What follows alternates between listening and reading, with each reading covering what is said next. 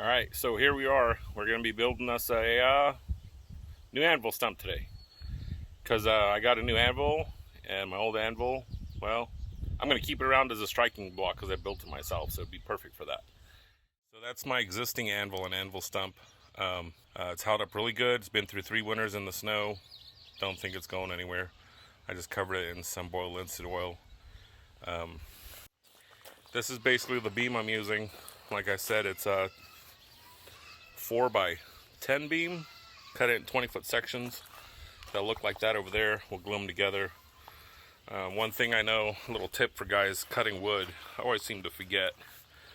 But if this is your 20-inch mark right here, make sure you put your saw on the same side every time of your mark, because your saw blade thickness is about 1/8 of an inch. So you'll lose that. So if you do one cut at 20 inches, but you put on this side of your mark, and the next one you put on this side of your mark, your boards are not going to be the same length. Anyways, I'm going to get to cutting. We'll get this chopped up, and we'll show you how we put it together.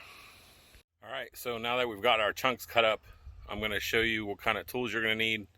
Drill bits, glue, I know, stuff to make it a little bit easier.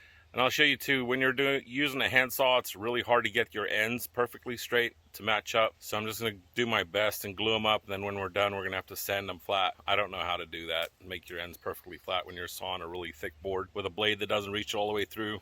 I don't have my table saw here, or a bandsaw or anything else. So it's all a hand tool day. Anyway, this is for everybody else, like the rest of the world, that just has regular tools and not those fancy tools. So anyway, here we go. Let me show you what you're going to need. Alright, well, I picked this stuff up at Home Depot.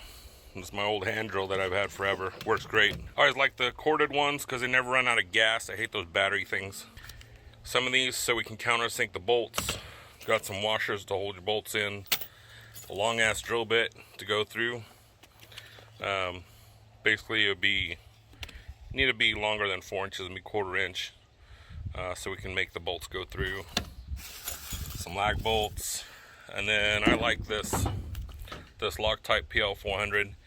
It's good at all kinds of weather, down to 18 degrees, all the way up to 120 degrees. It'll set up super strong. I know, works really good.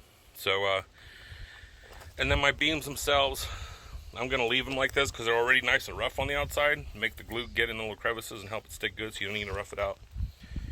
But this is what I was talking about, trying to get your end cuts to meet up through the boards. I don't know how to do that. Anyway. So we're just going to glue it up, bolt it together, and then we'll have to smooth sand that or use my hand plane and get it nice and smooth. So here we go. I'm going to try and get some of these bolted together, show you how we do it. Alright, so I've drilled the pilot holes, you can guys see there. I can't actually show you while I'm doing it because I don't know what I did with my camera stand, so I'm having to do this handheld. Got me some glue in there. I'm going to put those together. Then we're going to countersink the holes for the washers. Bolt it all together, and there you have it. That's one section. That's kind of how you do it. I'm going to do all of the sections together, and all of the bolt heads will be on the inside of the block, so you won't actually be able to see the bolt heads. Okay, so I'm sure this doesn't happen to anybody else out there, but put my anvil stump together, right, for this video. I don't have any nut drivers. I don't even have any socket sets here. Everything's packed away still.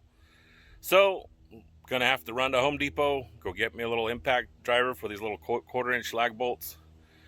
I'll be back in about an hour because I'm about a half an hour from the nearest town. So yeah, anyway, I'll see you guys when I get back.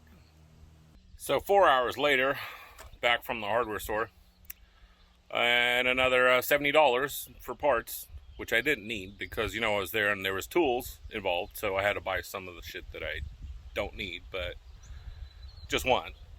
So that's one thing I hate about going to the big box store, is there's always stuff I need, or want I should say, that isn't really part of what I'm trying to build. And the wife had to go with, so we had to go to 6 other stores. Now I'm finally home, so I'll get to finish this anvil stump. So let me show you where we're at. So basically that's 3 layers. I gotta put my last layer over there, number 4th. So you put glue between them, drill your holes, countersink your lag bolts. I'll go ahead and put glue right here right now, all the way around it. Countersink my next set of lag bolts. And then you just stagger them. Like my first set were here and there.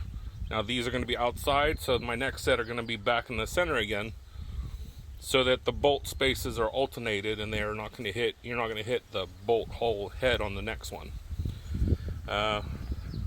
Once I'm done with that, we'll put the sides on, because this isn't quite wide enough.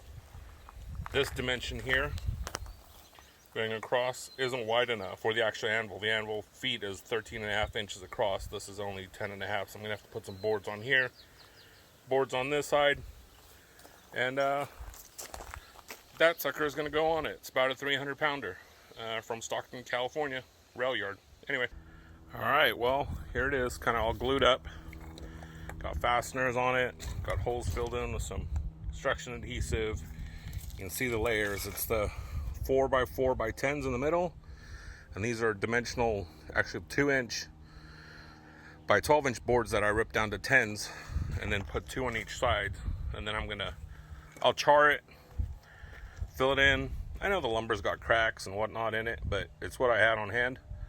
Had on hand is a lot cheaper than $30 a board at big box store. So that's what we got. I'm gonna char it up, make it look pretty, put a rubber mat.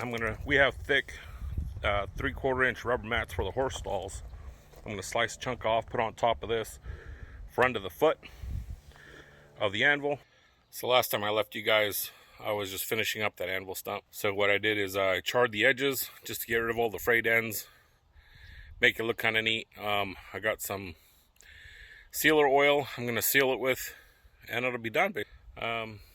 This is pretty much it right here. I just put it up on my other anvil so I can just sand some of the loose char off and get her sealed. That's what she looks like. So I'll show you when it's all put together. Well, there you go. Anvil block and stands made. As you can see, this is my new anvil right there. Getting ready to clean up the top surface, smooth it out, just wire wheel the top, clean her up, and I'm going to start make something on my anvil for the very first time. Kind of excited. I'll be making some tables and tongue holders and hammer holders that go around the base in the next couple weeks, so stay tuned for those videos. And thanks for joining me.